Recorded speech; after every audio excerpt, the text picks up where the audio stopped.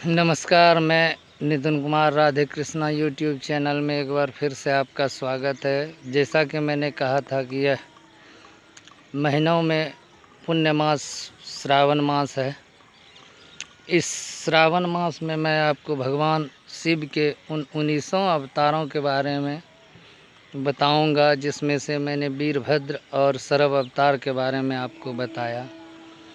भगवान शिव के 19 अवतारों में का विवरण अभी तक मैंने आपको नहीं दिया।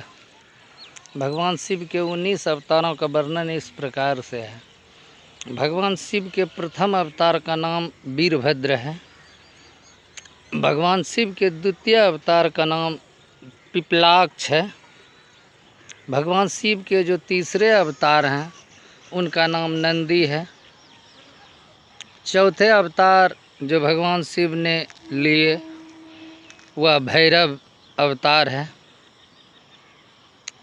पांचवा अवतार जो भगवान शिव ने लिया वह अश्वत्थामा का है। छठा अवतार जो भगवान शिव का है वह शरभ अवतार है। शरभ अवतार की कथा मैं आपको सुना चुका हूँ। और वीरभद्र के अवतार के बारे में भी मैं आपको बता चुका हूँ। सातवां ग्रहपति अवतार है। आठवां ऋषि दुर्वासा जो भगवान शिव के ही अवतार थे, ऋषि दुर्वासा, उसकी भी रोचक कथा है। मैं वो कथा भी आपको सुनाऊंगा अगले वीडियो में। उसके पश्चात वृषभ अवतार है। 9वां अवतार जो है वृषभ अवतार है। 10वां अवतार एकीनाथ अवतार है। 11वें अवतार रुद्र के जो हैं भगवान शिव के 11वें अवतार श्री हनुमान जी हैं। हनुमान जी जिन्हें राम भक्त कहते हैं लोग, भक्तों के अधिष्ट दाता हैं, वो भक्त शिरोमणि हैं। हनुमान जी के बारे में तो कहना सूरज को दिए के दिखाने के बराबर है। उसके बाद भगवान के 12वें अवतार के रूप में कृष्ण दर्शन अवतार हैं। भगवान शिव के 13वें अवतार अवधूत अवतार है। इन सब की कथा मैं बताऊंगा आपको बाद में। भगवान शिव के 14वें अवतार का नाम पिपलाक्ष अवतार है। पिपलाक्ष अवतार की भी बड़ी रोचक कथा है, वो भी मैं आपको बताऊंगा। 15वें अवतार सुरेश्वर अवतार, भगवान शिव के सुरेश्वर अवतार हैं। भगवान शिव के 16वें अवतार किरात अवतार है। भगवान शिव 16वें अवतार में किरात अवतार आते हैं। 17वें अवतार सुनर्तक नाम के अवतार हुए, जिसमें उन्होंने नृत्य की मुद्रा को प्रस्तुत किया है, नृत्य की विभिन्न कलाओं को प्रस्तुत किया है। 18वां अवतार उनका ब्रह्मचारी अवतार है। भगवान शिव ने ब्रह्मचारी अवतार लेकर भी संसार को दिखाया कि ब्रह्मचर्य का पालन कैसे किया जाता है। इनके बारे में भी मैं आपको बताऊंगा। 19वां अवतार भगवान का यक्ष अवतार है। भगवान यक्ष का अवतार है। जैसा कि भगवान शिव के 19 अवतार के बारे में मैंने आपको बताया कि भगवान शिव ने 19 अवतार लिए, क्षणिक अवतार भी उसमें शामिल थे। जैसा कि भगवान शिव ने अर्जुन की परीक्षा लेने के लिए किरात अवतार धारण किया था। यह कथा उस समय की है जब भगवान शिव अपने भक्त और अपने इष्ट भगवान श्री कृष्ण की अनुविनय पर, भगवान के अनुविनय पर अर्जुन का परीक्षा लेने के लिए आए थे। कथा इस प्रकार से है कि भगवान शिव की तपस्या कर, ये उस समय की बात है जब भगवान शिव यह उस समय की बात है जब पांडव धर्मराज युधिष्ठिर युग में अपना राजपाट हर चीज़ हार चुके थे। उसके पश्चात उन्होंने 12 वर्ष के वनवास और 1 वर्ष के अज्ञातवास के लिए जब वो हस्तिनापुर से जा चुके थे, उस समय की ये कथा है कि जब उन लोगों को लगा शांति के सारे मार्ग बंद हो गए, तो उन लोगों ने युद्ध की तैयारी करना आरंभ किया। उस युद्ध की तैयारी के दौरान ही भगवान अर्जुन स्वर्ग की यात्रा करते हैं। वहाँ से उन्हें कई दिव्यास्त्र प्राप्त होते हैं और उन्हें एक श्राप भी प्राप्त होता है, जो कि उन्हें स्वर्ग की अप्सरा के द्वारा दिया जाता है। वो मेनका या उर्वशी थी, उर्वशी ने उन्हें श्राप दिया। वह 1 साल के लिए नपुंसक हो गए। तो वो तो आजीवन नपुंसक का उनको श्राप दिया था, परंतु देवराज इंद्र के कहने पर उस श्राप की आयु घटाकर 1 वर्ष कर दी गई, जो कि आगे चलकर वह जब उनका एक अज्ञात वर्ष 1 वर्ष का था, उस समय उन्हें काटना था वह 1 वर्ष। तो हम जब भगवान कृष्ण अर्जुन को कहते हैं कि हे सखे, हे अर्जुन, तुम्हें इस युद्ध को यदि जीतना है तो भगवान शिव की कृपा तुम्हें अवश्य प्राप्त करनी चाहिए। इसलिए तुम भगवान शिव की तपस्या करो और उनसे पशुपति अस्त्र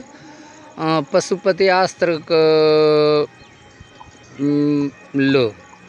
कहने का अर्थ है कि वरदान स्वरूप पशुपति अस्त्र लेने के लिए कहते हैं। तो अर्जुन वन में तो थे ही, तो वन में ही वो भगवान शिव की तपस्या एक बरगद के पेड़ के नीचे करने लगते हैं। तो भगवान कृष्ण अर्जुन को कहते हैं, अर्जुन, मैं तो तुम्हारा सखा हूँ ही, परंतु इस युद्ध में मैं तुम्हारा केवल इसलिए साथ दे रहा हूँ कि तुम्हारे पक्ष में धर्म है। इसलिए जो हमारा साथी है, जो मेरा मित्र है, वह तुम्हारा मित्र है। जो मेरा शत्रु है वह तुम्हारा भी शत्रु है, और जो तुम्हारा शत्रु है वह हमारा भी शत्रु है। तो भगवान शिव की तपस्या जब अर्जुन करते हैं, तो अर्जुन के तपस्या से भगवान शंकर खुश होते हैं और खुश होकर उन्हें दर्शन देने आते हैं। तो उनकी एक परीक्षा लेने आते हैं। उस समय की कथा बड़ी रोचक है कि उधर दुर्योधन भी ये पता लगाते हैं अपने गुप्तचरों के द्वारा कि अर्जुन भगवान शिव की आराधना करके पाशुपति अस्त्र प्राप्त करना चाहता है। तो उनकी तपस्या को भंग करने के लिए वह एक अपने मामा शकुनी के एक मित्र, जो कि असुर थे, जाति के असुर थे, राक्षस थे, उनसे कहते हैं कि आप जाके अर्जुन की तपस्या को भंग कर दो, ताकि वो भगवान शिव की कृपा प्राप्त ना कर सके और ना ही वह पाशुपति अस्त्र प्राप्त कर सके।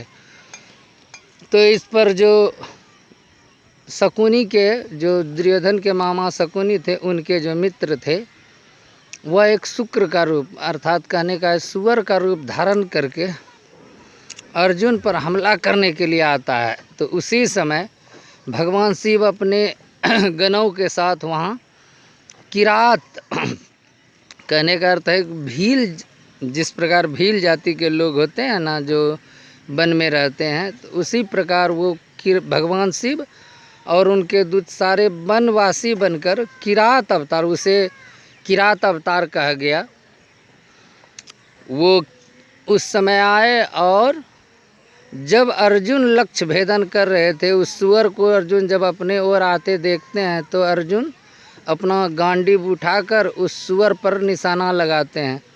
ठीक उसी समय भगवान शिव भी अपने धनुष से उस सुअर पर निशाना लगाते हैं, और एक्चुअली दोनों का जो होता है ना, दोनों का तीर आकर उस सुअर को लग जाता है। तो इस पर किरात अवतार में भगवान शिव अपने गणों को कहते हैं कि जाओ नंदी भृंगी, जाओ उस शुक्र को ले आओ, सुअर को ले आओ, वो हमारा शिकार है, हमने उसका शिकार किया है, ले आओ। तो वहाँ पर अर्जुन रहते हैं। अर्जुन कहते हैं ठहरो, ये शिकार हमने किया है।